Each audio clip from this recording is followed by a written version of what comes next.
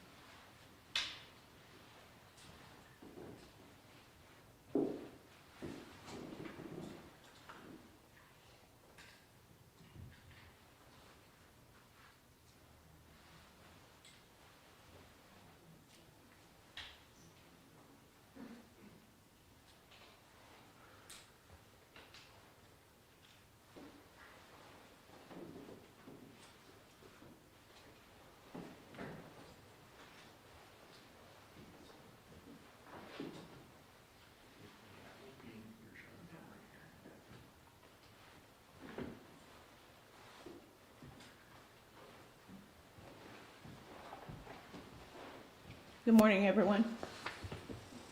My name is Candace Griffin. I'm the Support Services Manager at the Belton Police Department. On behalf of our Director of Communications, Paul Romer, and myself, we do want to thank all the members of media that made it out today. On behalf of the City of Belton and the Belton Police Department, we want to extend our thanks to the Hill family. We know that you had to travel to be here. You have some tuning in virtually, and we've had a very long, painful relationship, and we're just happy to be here to support you through all of this. So though we do have some members of John Hill's family here today, we do ask that out of the respect of the family, they do not want to answer any questions today. So if you could just honor that request for them. Just to give you a heads up of this morning's format, I'm going to bring Chief Ellis up. He's going to tell you a little bit about the case. We have a PowerPoint presentation put together to help put it all together. At the close of the presentation, if you would like a copy of the PowerPoint and or the press release that will go out after this, I have hard copies for you. We're going to do our best to answer any questions that you have. Without further delay, Chief Gene Ellis.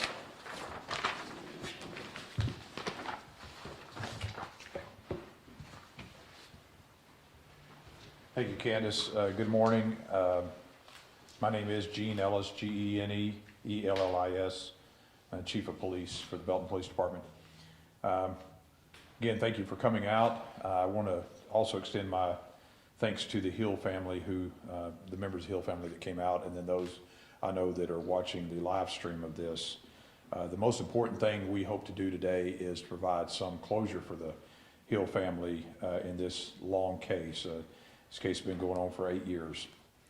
On December 19th, 2014, John Hill Jr. was actually found deceased in his apartment, duplex-style apartment in the 800 block of West Avenue I. He was on his living room floor with blood around his head area. His body was sent for an autopsy, which determined that the cause of death was blunt force trauma to the head. Throughout this investigation and the many years, our goal is always bring justice to the Hill family through the arrest of the person responsible for killing him. Today, we formally announce that the closing of this case as a murder investigation, but without an arrest. John Hill was actually killed by the person that was always our prime suspect, Jeremy Sider. Not enough evidence was ever brought to bring formal charges against Jeremy. We were always there, just not enough to kick it across the finish line. Jeremy Sider has passed away. He passed away earlier this year, and following his death, we had some members of his family come forward with enough information that we believe made it conclusive that Jeremy was the person that killed John Hill. The family has endured many years of pain and suffering through this. We've met with them many times each year over the years and exhausted every avenue possible to bring charges. Here in a minute, I'll walk you through that PowerPoint we've put together that actually lays out some of that evidence that we have on this. So we'll go ahead and start that. Good, okay. I'll just nod at you, Candace, if you could run that. There is a picture there. You will be provided, if you'd like an electronic copy of this as well, Paul will handle getting that out to you. Again, on December 19, 2014, which was a Friday, we responded to a welfare check in the 800 block of West Avenue I. We were checking on 62-year-old John Hayes Hill Jr. The front door was unlocked with no signs of forced entry. John was located face down in a pool of blood. It appeared he had been deceased for 24 hours or more. The residence was very neat and clean. Nothing appeared to be destroyed or damaged, and no weapons were located. John's cell phone was located near his body. The Belton Housing Authority, which is where this residence is located, actually had an electronic lock system, and they kept track of when the locking mechanism was used. It indicated that it was last unlocked at 10 a.m. on the 16th of December, 3 days before. John Hill's body was actually sent for an autopsy. The medical examiner's office determined that it was a homicide and rules the cause of death blunt force trauma to the head. On December 16th of 2014, we located some footage from December 16th showing that John had visited a local pharmacy here in Belton. He'd picked up some prescription medication. He also made and received 3 different calls. These all involved the suspect, Jeremy Sider. On March 16th of 2015, a few months later, Jeremy Sider was actually arrested on some unrelated charges, and our detectives interviewed him. He did admit to knowing John and buying prescription pills from him. He denied having anything to do with his death. I'll pause just a second to acknowledge that Detective Robert Preston's in the room. Robert recently retired from the Belton Police Department as a detective, now works for another agency, a county agency, and he was involved in this case since the beginning. If he wasn't the lead detective, he was an assisting detective throughout it, and at time of retirement, he did a lot of the groundwork on this case. The prime suspect, October 23rd, so we skip ahead of a few years, Jeremy Sider was arrested again on unrelated charges and interviewed. He again denied killing John Hill. He admitted to buying pills from John the day he died. And he also admitted to parking his company truck in front of John's house. Refused to take a polygraph test. And then at that time we learned that he had some serious medical issues, heart failure among other things. Walking ahead to the 22nd of May of this year, Jeremy Sider passed away, actually died here in Belton at a Belton motel. Belton Police Department then received some calls from some of Jeremy's family indicating they had additional information on the murder of John Hill. Jeremy had confessed to several friends and family members. I think we interviewed about 7 different people prior to his death that he had murdered John Hill. This actually corroborated the evidence that we already had pointing to Jeremy Sider and his involvement in the murder of John Hill. Some of this other evidence involved cell phone data that indicated that around the time of the murder that Jeremy Sider, his phone was within 100 feet of John Hill's residence. Also his truck, he was actually a semi-truck driver at that time. It had a GPS system in it that indicated that it actually placed the truck in the area, not immediately next to the home, but in the general area around where John Hill lived. We had also learned that Jeremy had actually altered his truck logs. Truck drivers keep logs, and indicating that he was somewhere else in the state at the time of the murder. Picture of Mr. Hill. Throughout this investigation, we never gave up, never let up, pursued every angle, sent many different things for DNA testing, some advanced testing that did not produce the results we had always hoped for. and had met with the district attorney's office a few times, just sharing evidence to see if we were there yet, and never quite enough to get the formal charges. It was after Mr. Sider's death that we got what we needed to definitely prove he was the one that had killed John Hill. We believe it was actually because of a disagreement over prescription pills. And with that, I'll acknowledge the rest of my command staff that's here, Deputy Chief Larry Berg, Captain Daniel Aguirre, Captain Alan Fields, our Criminal Investigations Lieutenant Bennett, and then former Detective Robert Preston. And with that, I'll open it up and take your questions.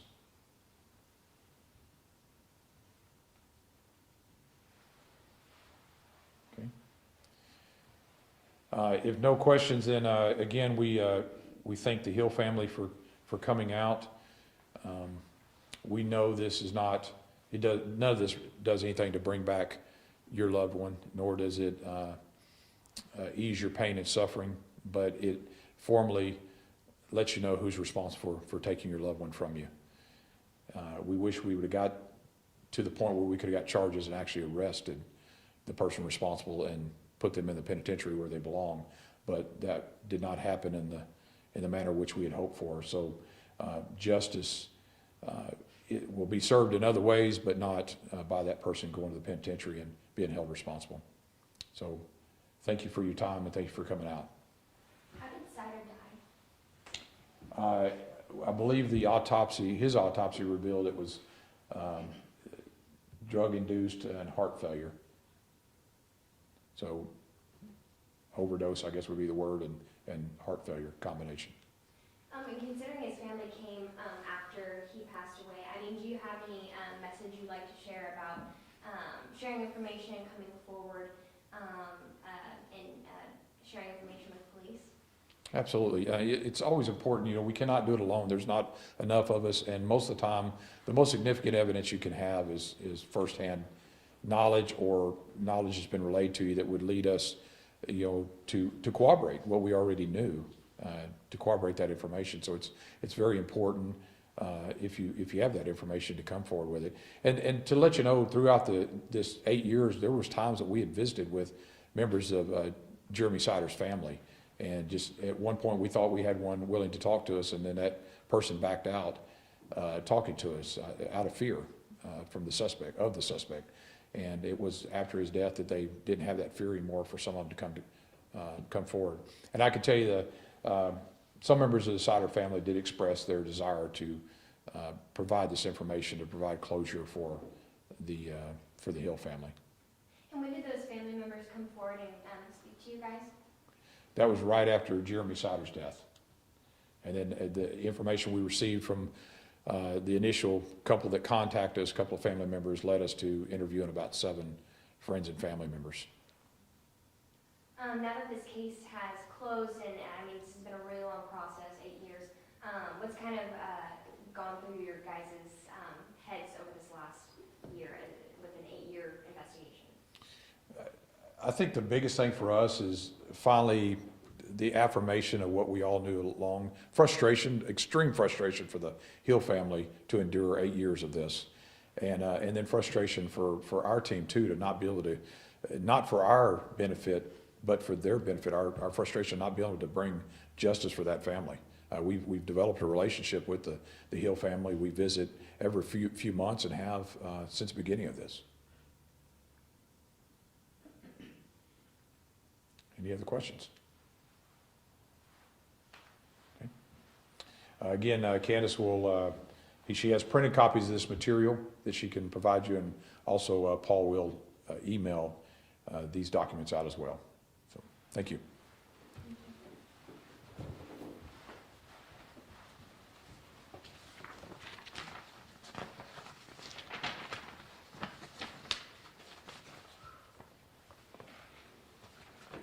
All right, at this time, I'm going to excuse our police staff and the family, and I'll get that paperwork to you.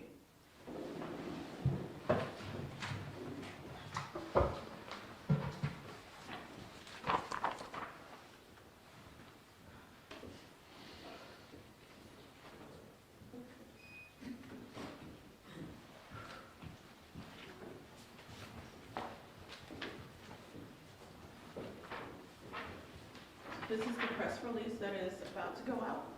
I have copies of that, and these are copies of the slideshow, if you would like copies of that.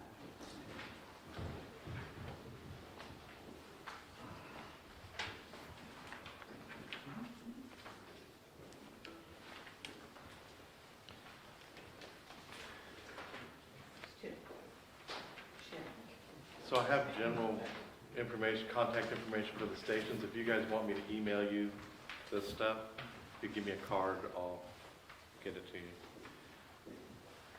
You're referring to the digital? Yeah, the PowerPoint and then also this.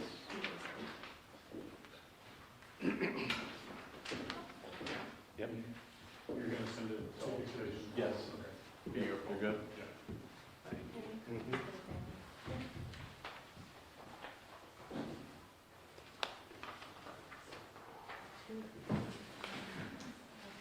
So I assume the May 20th was when he died? Yep. Okay. Yep. You send to that email. Rocky? You have my email. Yes. I didn't see those. This lady's. Candace, but No. okay. Love your shirt. Did you know?